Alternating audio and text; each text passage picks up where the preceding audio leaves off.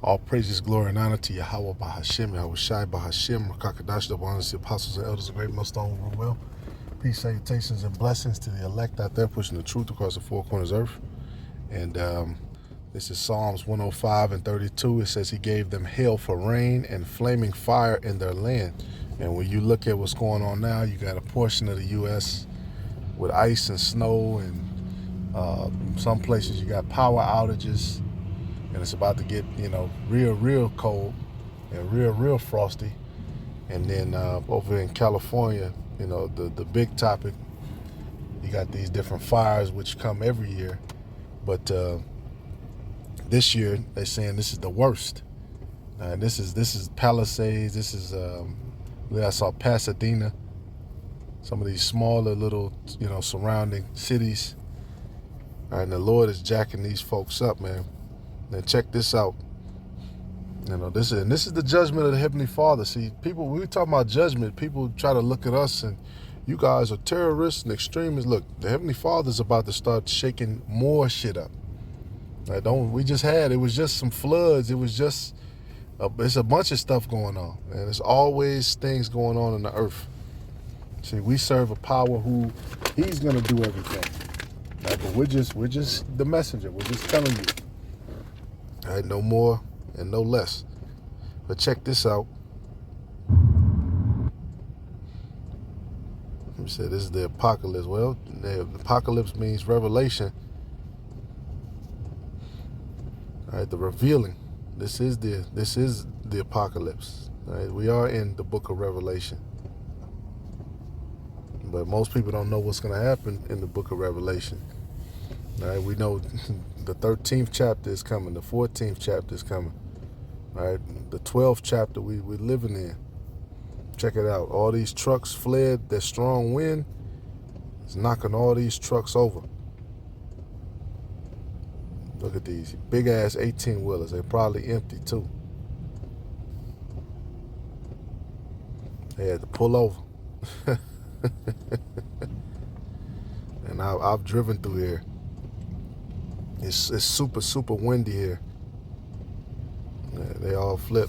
They all right. And we tell people, man, when shit really, because this is just the beginning stages. The Lord still has more to do. He still has more to prove.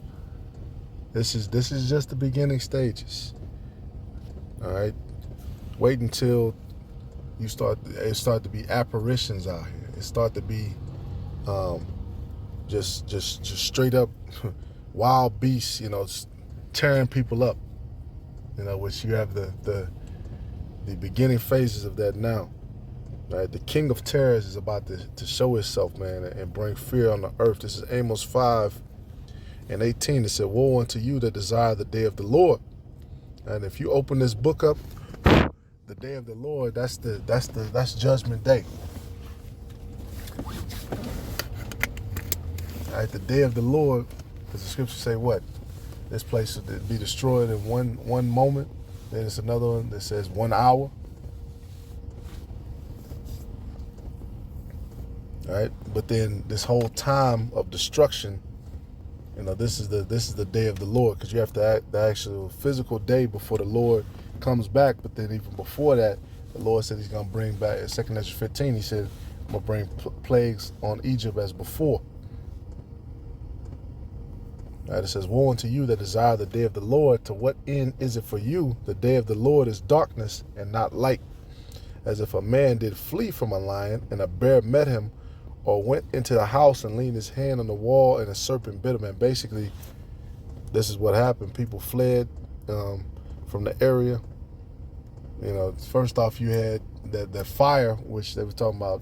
Those winds were blowing so fast, and then everything just catches fire quick. They showed these two Edomites. They went in their house, and they had to leave in minutes. See, people think that because they have, they can kick their feet up and, they can type on the internet and talk shit to us or do whatever vile ass shit, that there's not going to be a recompense for it. And we keep telling you, this is the buildup. Everybody gets their little moment to talk shit and shit on the Lord and shit on the prophets and okay. Well, we're going to see. Right? Shall the day of the Lord be darkness and not light, even very bright, dark and no brightness in it? Right? It says, I despise your feast days, and I will not smell in your solemn assemblies. And that's what's about to happen, man. More. This is the warm up. This is nothing. You ain't seen nothing yet. And this is the feast day season, basically. November, December, January, all these stupid ass holidays. And you could throw February in there. All of them. But this is what's about to happen. Imagine that. First off, it's a fire that comes out of nowhere. The whole county's on fire. But they say the LA fires, this one is the most destructive in U.S. history, according to this source. 29,000 acres destroyed, $57 billion in economic damage, 180,000 people evacuated, which I'm pretty sure they probably inflated some numbers, but we'll see. This fire is the size of the entire city of San Francisco. There's everything on fire, man. The 7th most expensive natural disaster in U.S. history. And on top of all of this, on top of all this craziness, I got one more for you.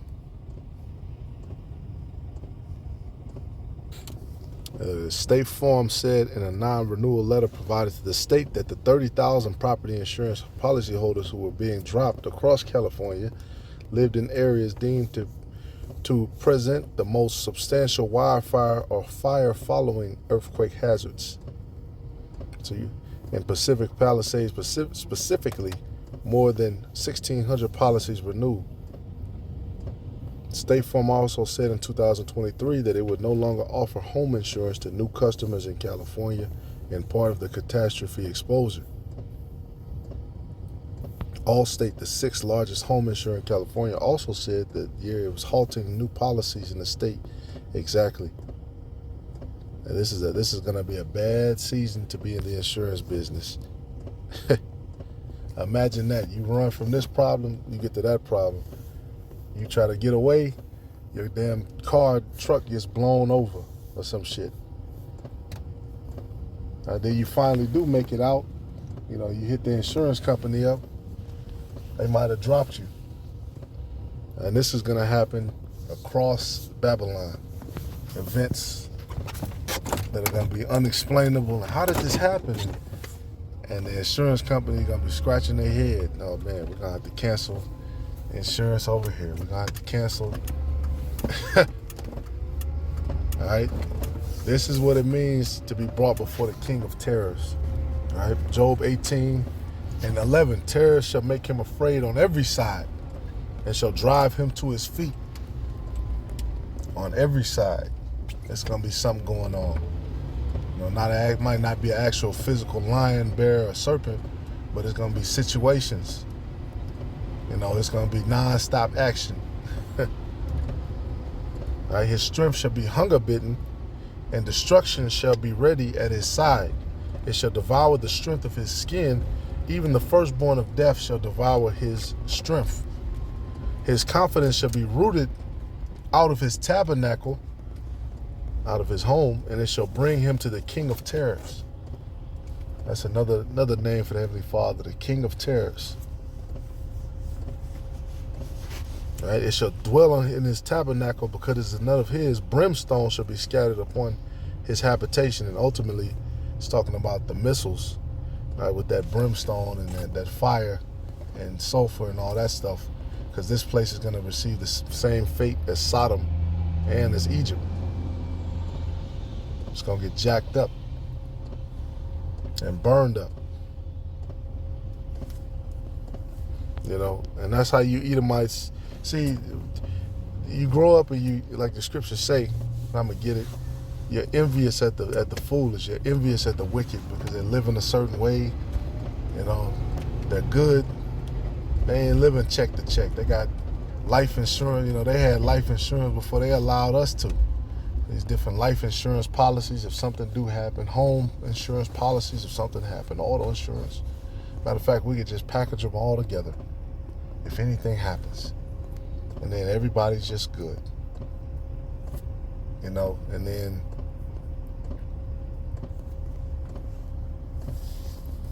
they've been able to like it says, I'm going to just read it, Psalm 73:3. It says, "For I was envious at the foolish when I saw the prosperity of the wicked." And all those Palisades, California, 90210, little suburbs and shit, Valley Girl places, where they love to film these different movies. You see that, like, wow, those people, they love to show Esau going to the beach, which Jake used to own a lot of those different beaches in California, and then they took them back. Jake actually used to own certain beaches and certain oceanfront property, but of course they snatched it. All right, that was a huge, that Amber Crimean Fitch, wave, 20 years ago. That was like the affluence. Everybody wanted to have that. And now you Edomites are getting shaken up, for there are no bands in their death, and their strength is firm. They are not in trouble as other men, neither are they plagued like other men. Right? We know that. They're still getting off. They still haven't received full judgment. They still haven't, but they will. It says, "Therefore pride compasses them as a chain. Violence covers them as a garment." You see, the Lord is about to remove all of that pride. All right, the Lord is about to remove all of that pride.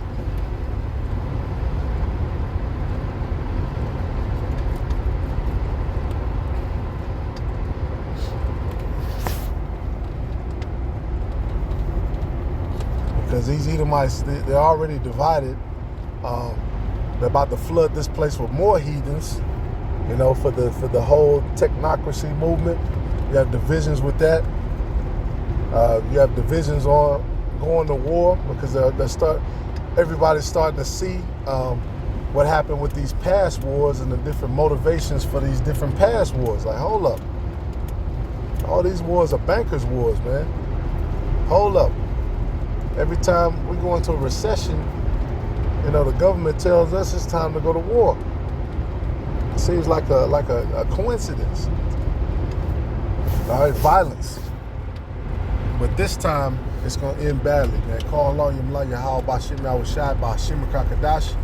Yeah, the Heavenly Father is beginning to visit the earth, man. Continue to pray. Shalom.